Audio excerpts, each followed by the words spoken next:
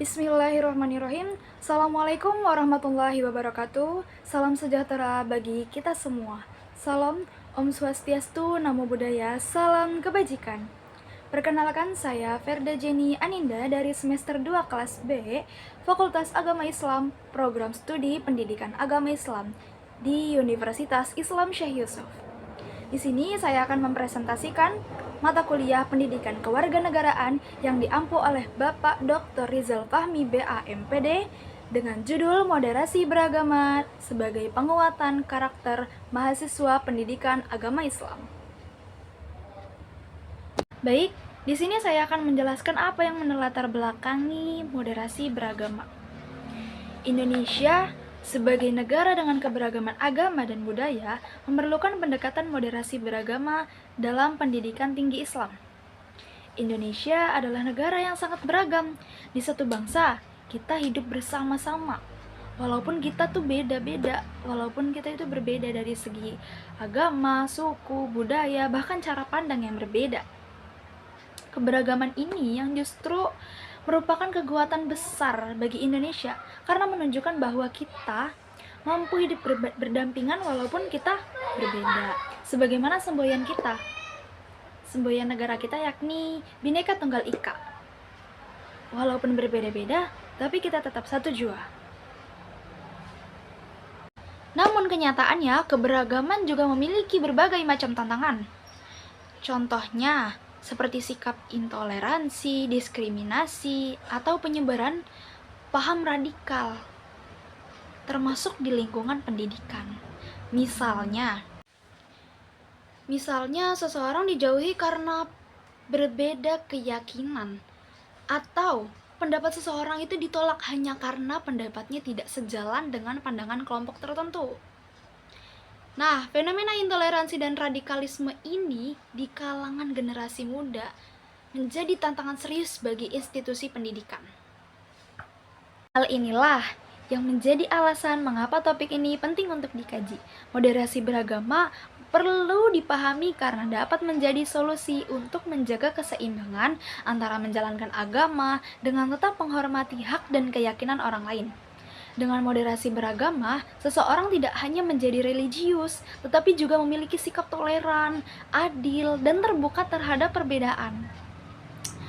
Nah, mahasiswa pendidikan agama Islam atau yang biasa kita singkat menjadi PAI memiliki peran sebagai agent of change atau agen perubahan yang mampu menyebarkan nilai-nilai keislaman yang rahmatan lil alamin. Sekaligus menjunjung tinggi nilai-nilai kebangsaan. Karena bagi mahasiswa PAI, pembahasan ini menjadi sangat penting. Sebagai calon pendidik, mahasiswa PAI tidak hanya bertugas mengajarkan ilmu agama, tetapi juga memiliki tanggung jawab untuk menanamkan nilai-nilai Islam yang rahmatan lil alamin, yaitu Islam yang membawa kedamaian, kasih sayang, dan keadilan bagi semua.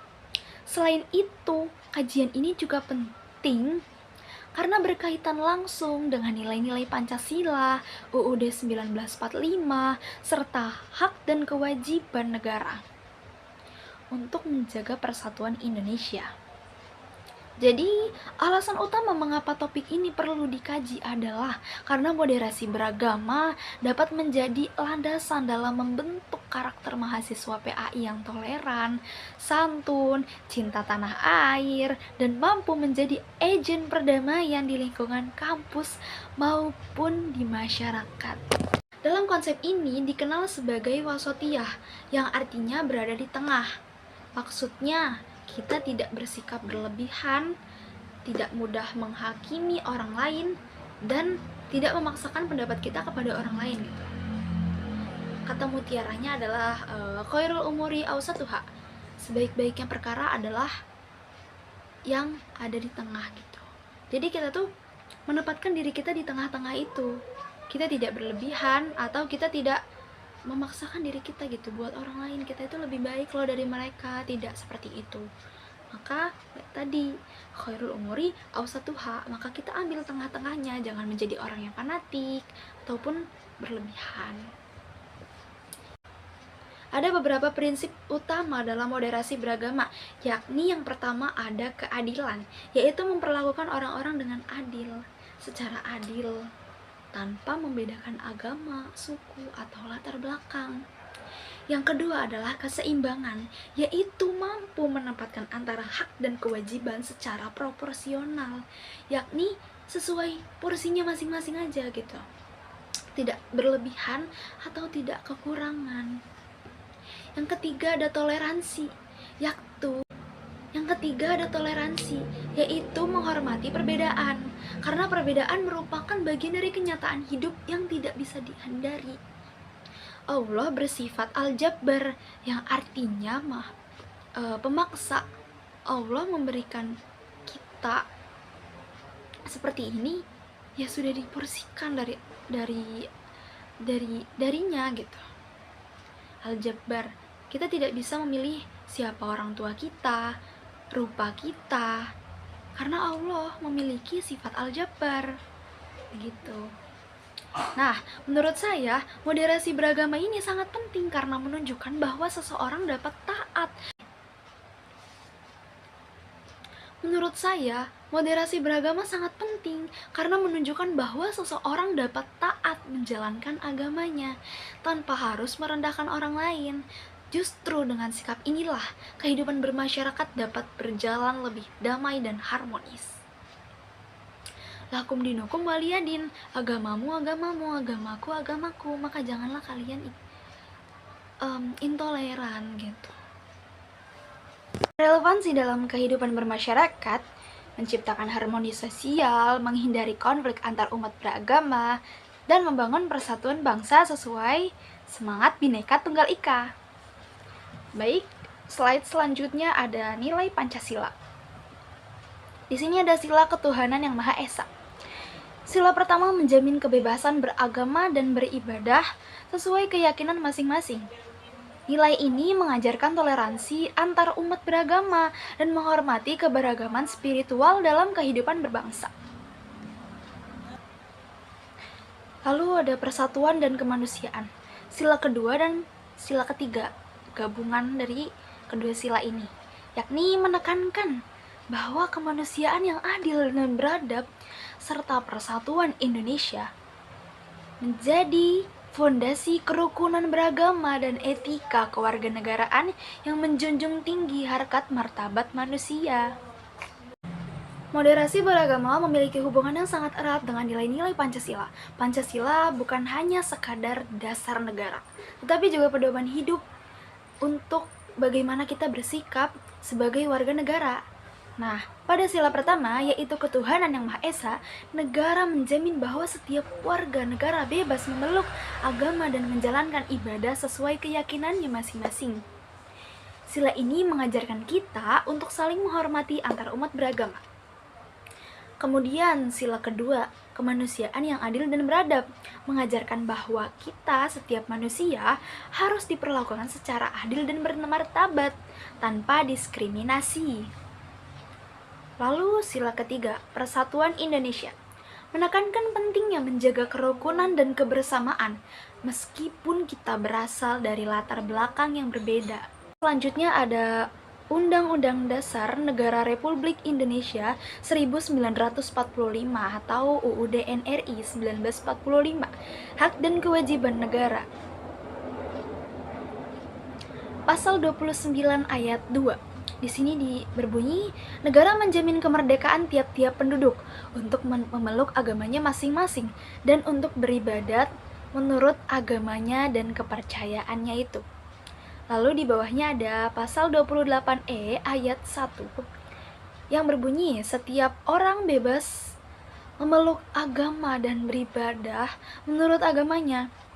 Lalu ada pasal 28J ayat kedua, yakni kebebasan dibatasi oleh penghormatan terhadap hak orang lain dan nilai moral. Selain berdasarkan Pancasila, kebebasan beragama juga dijamin secara konstitusional dalam UUD NRI 1945. Nah, tadi sudah dibacakan ya pasal-pasalnya. Namun, kebebasan tersebut tuh bukan berarti kita boleh bertindak semaunya sendiri. Dari sini kita dapat memahami bahwa sebagai warga negara, kita memiliki hak untuk memeluk agama dan menjalankan ibadah. Tetapi kita juga memiliki kewajiban untuk menghargai atau menghormati keyakinan orang lain serta menjaga kerukunan. Jadi, moderasi beragama bukan hanya tuntutan moral dan ajaran agama, tetapi juga merupakan pelaksanaan nyata dari hak dan kewajiban kita sebagai warga negara Indonesia. Selanjutnya ada peran pendidikan agama Islam. Pendidikan agama Islam memiliki peran strategis dalam membentuk karakter mahasiswa yang moderat dan toleran. PAI tidak hanya mengajarkan ritual ibadah, tetapi juga menanamkan nilai-nilai kemanusiaan, keadilan, dan penghormatan terhadap keberagaman. Melalui kurikulum yang integratif, PAI membekali mahasiswa dengan pemahaman Islam yang rahmatan lil alamin, mendorong sikap terbuka terhadap perbedaan, serta mengembangkan kemampuan berpikir kritis dalam menyikapi isu-isu keagamaan kontemporer. Jadi, pendidikan agama Islam tidak hanya mengajarkan tentang ibadah seperti sholat, puasa, dan membaca Al-Quran. Lebih dari itu, PAI juga mengajarkan nilai-nilai akhlak, kemanusiaan, keadilan, tanggung jawab, dan toleransi. Dalam konteks moderasi beragama, PAI memiliki peran yang sangat penting karena membantu mahasiswa memahami bahwa Islam adalah agama yang rahmatan lil alamin, yaitu agama yang membawa rahmat, kedamaian, dan kebaikan bagi seluruh umat manusia. Nah, melalui pembelajaran PAI ini, mahasiswa diajak untuk berpikir lebih terbuka, tidak mudah menyalahkan orang lain, serta mampu melihat perbedaan sebagai suatu yang harus disikapi dengan bijak. Nah, karena PAI juga menanamkan nilai-nilai seperti tasawuf, tasamuh, i'tidal, syuro. Nah, yang pertama ini tasawuf. Tasawuf ini yaitu bersikap moderat. Yang kedua ada tasamuh, yaitu bersikap toleransi. Yang ketiga ada i'tidal, yaitu adil. Yang keempat ada syuro, yaitu musyawarah. Wasyawirhum fil amr, bermusyawarahlah kalian dalam sebuah urusan gitu. Kita harus bermusyawarah agar suara kita itu sepakat gitu. Suara kita itu tidak hanya dipilih oleh satu pihak orang saja. Nah, inilah yang akan menjadi yang hasilnya ini dimana kita berupa sebuah keadilan bagi negara kita gitu, dari hasil musyawarah itu sendiri. Kan ya Rasulullah mengajarkan kita untuk bermusyawarah, untuk berkomunikasi lah gitu. Jadi kita jangan miskom, yang mana kalau miskom itu kita jadinya kurang untuk komunikasi kan, berarti kurang adanya keterbukaan satu sama lain, yang mana akhirnya terjadilah cekcok. Itulah yang terutama mengeluarkan konflik gitu, karena salah paham. Nah, dengan nilai-nilai tersebut, mahasiswa PAI diharapkan tidak hanya menjadi pribadi yang religius, tetapi juga menjadi warga negara yang menghargai keberagaman, menjunjung Pancasila, dan menjaga persatuan Indonesia. Slide selanjutnya yakni studi kasus intoleransi di lingkungan pendidikan. Untuk memahami lebih lanjut tentang moderasi beragama, saya akan memberikan contoh studi kasus yang sederhana tetapi sangat relevan gitu. Misalnya, ada sebuah kelompok tugas. Terdapat seorang mahasiswa yang sebenarnya dia itu cocok untuk dijadikan seorang ketua atau seorang pemimpin.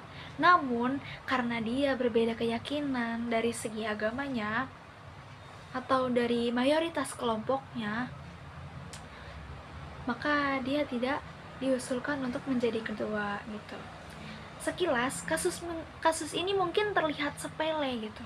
Tetapi jika kita perhatikan lebih dalam, tindakan tersebut merupakan bentuk diskriminasi karena seseorang dinilai bukan berdasarkan kemampuan, melainkan berdasarkan identitas agamanya. Itu yang mereka nilai.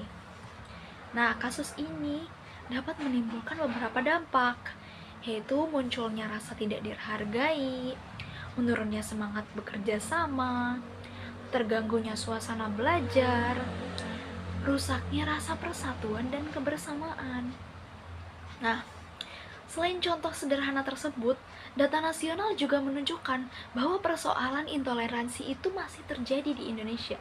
Banyak sekali ya studi kasus yang terjadi